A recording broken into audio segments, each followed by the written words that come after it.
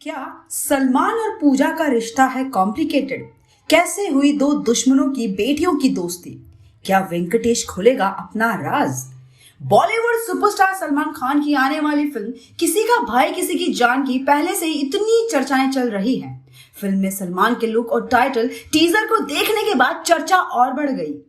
किसी का भाई किसी की जान में सलमान के साथ साउथ एक्टर दग्गुबाती वेंकटेश और जगपति बाबू भी स्क्रीन शेयर करेंगे। सलमान खान इस बार भी अपनी फिल्म के जरिए बॉलीवुड में कुछ नए चेहरों को लेकर आएंगे, जैसे पलक तिवारी, शहनाज गिल, सिद्धार्थ निगम, जस्सी गिल, राघव जुआल।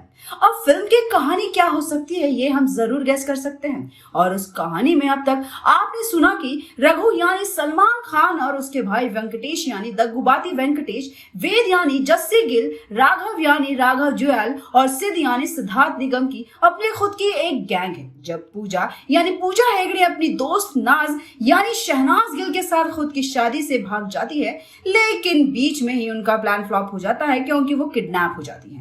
पूजा के पिता, जिन्हें सब लोग ठाकुर साहब बुलाते हैं, ठाकुर साहब यानी प्रकाश राज, पूजा को अकेले ही पाल पोस कर उसे बड़ा किया था। और जब पूजा मंडप में नहीं आई तो ठाकुर साहब समझ गए थे कि पूजा भाग गई है। लेकिन जब पूजा का कोई पता नहीं चला तो उन्हें फिक्र होने लगी, क्योंकि उनका एक दुश्मन है, वो है जगपति बाबू, जो ऐसा मौका कभी हाथ से जाने नहीं देगा।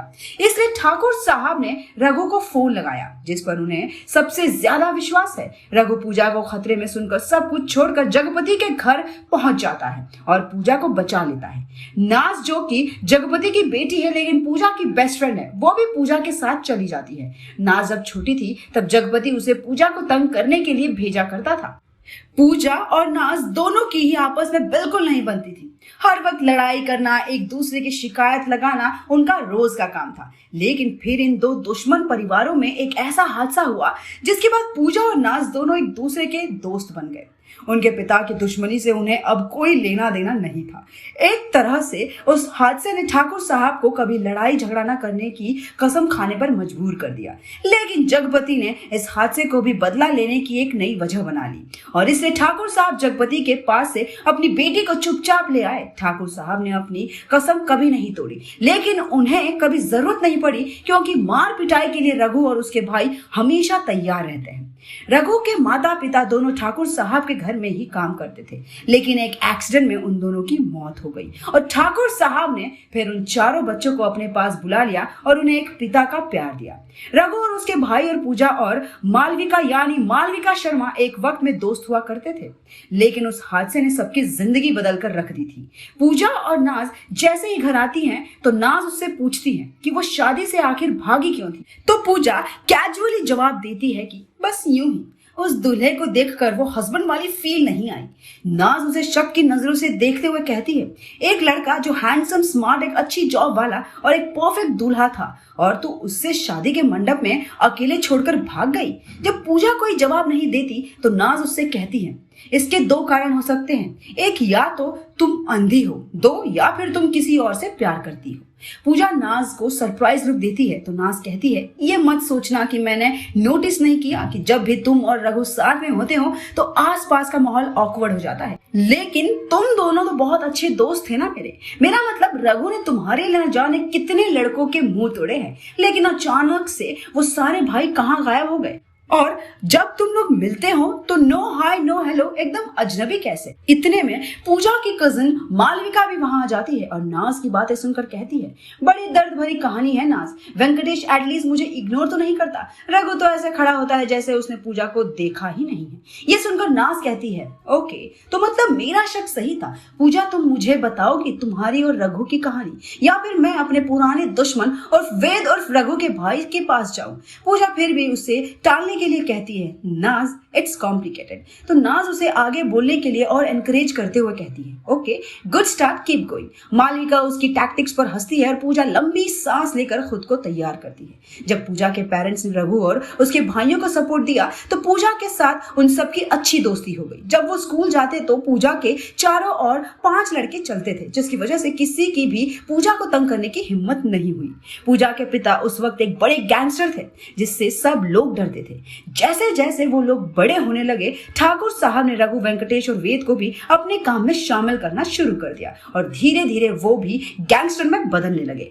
पूजा और रघु दोनों एक दूसरे से प्यार करने लग गए और रघु की काबिलियत देखने के बाद ठाकुर साहब को भी उनके रिश्ते से कोई दिक्कत नहीं थी, क्योंकि ठाकुर साहब को लगता था कि उनके बाद अगर कोई उनके इस पोजीशन को जिंदा रख सकता है तो वो रघु है। लेकिन जल्द ही रघु और पूजा के प्यार को नजर लग गई।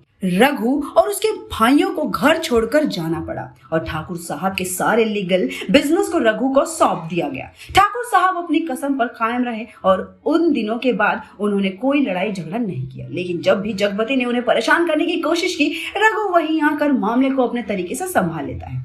उधर वेंकटेश ने बाकी सबको अपने सामने लाइन में बिठा रखा है। नर्वसनेस उसके चेहरे पर साफ झलक रही है और जब वो काफी देर तक कुछ नहीं कहता तो राघव कहता है, भैया मुंह में दही जमाए ही रखोगे क्या या फिर कुछ बोलोगे भी? तो वेंकटेश एक लंबी सांस लेता है और कहता है, मैंने मालविका को प्रपोज किया है और हम दोनों पिछले 1 महीने से डेट कर रहे हैं। वह चौंक कर कहता है, तो मतलब आप छत पर जिससे बात करते थे वो मालविका थी?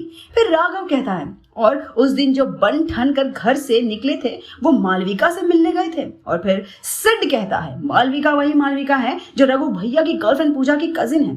सिड की बात पूरे होते ही एकदम सन्नाटा छा गया। रघु वेंकटेश को गुस्से से घूरता है। दूसरी तरफ मालविका जब पूजा और नाज को यही बात बताती है तो नाज उसे बार बार चिढ़ाती है और पूजा उसे गुस्से और जलन से घूरती है, क्योंकि पूजा और रघु कभी एक साथ नहीं हो सकते और खुद की कजिन और रघु के भाई को साथ होने की खबर सुनकर पूजा और रघु दोनों को जलन हो रही थी। जहां पहले से ही इन दोनों का रिश्ता इतना कॉम्प्लिकेटेड है, वहीं ठाकुर साहब ने इस बार पूजा की किसी भी हाल में शादी करने का फैसला कर लिया है, क्योंकि जगपति अपनी हरकतों से बाज नहीं आएगा, इसलिए उसे जल्द से जल्द पूजा को सेफली यहां से दूर भेजना होगा। और ठाकुर साहब को पूजा के लिए बिल्कुल परफेक्ट मैच मिला, जो एक शरीफ खानदान से है और उसकी नौकरी भी विदेश में है। मतलब पूजा शादी करने के बाद वहां आराम से रह सकती है और तब जाके उसका अपनी पत्नी को दिया हुआ वादा पूरा होगा।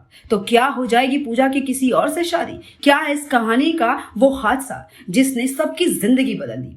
वीडियो पसंद आई तो लाइक, शेयर और कमेंट में जरूर करें और चैनल को सब्सक्राइब करें।